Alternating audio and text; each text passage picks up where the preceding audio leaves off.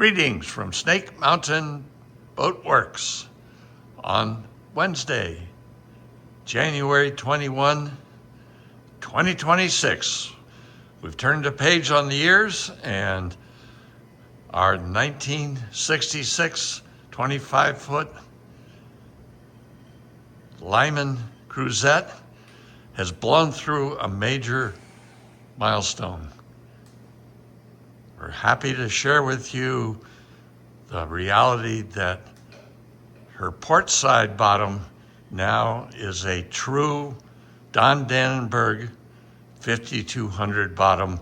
I'll hand it off to Joe so he can clue you in on some of the details. Take it away, Joe. So last time we were here, we were just barely getting our plywood fit, our underlayment fit on. Since then, we had got that taken back down, completely sealed all the way around, and then 5200 onto all the frames.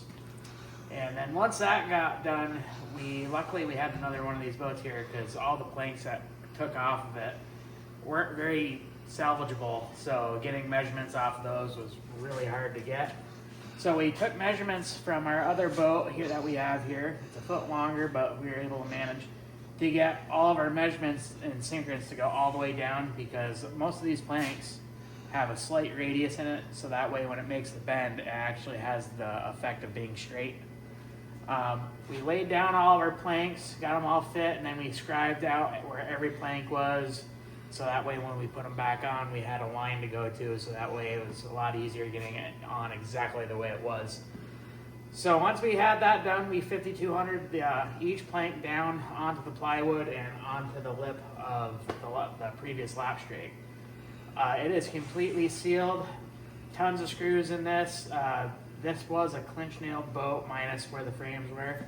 So everywhere where there's not a frame in between, we have a smaller screw just to be able to get it to suck back and have good squeeze out all over the entire boat. And then from there, it was fairing time. It took quite a bit to fair it being plywood. There's not a whole lot you can fair. Where the frames were, when we remade the frames, we went by exactly the frame we took out. And doing it that way, it made it so there's inconsistencies in the frames.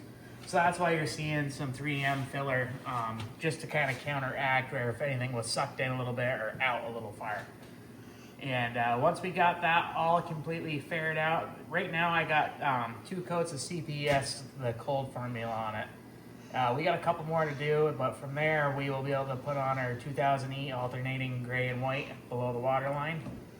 And from there, after that, she'll be getting, I believe it's the copper bronze anti-foul on the bottom for the bottom paint. So we're making really good headway on it right now. That's an exciting milestone to be through. Rick is working on the starboard side. He's following the same path, and by the end of this week, we will have the starboard side sealed, and we'll be ready next week to start applying the Interlux 2000E barrier coat primer. So that's where we are. It's an exciting day, and we look forward to sharing the next video with you, at which time she's really going to look sharp. Thank you so much. Bye-bye for now from Snake Mountain Boat Works.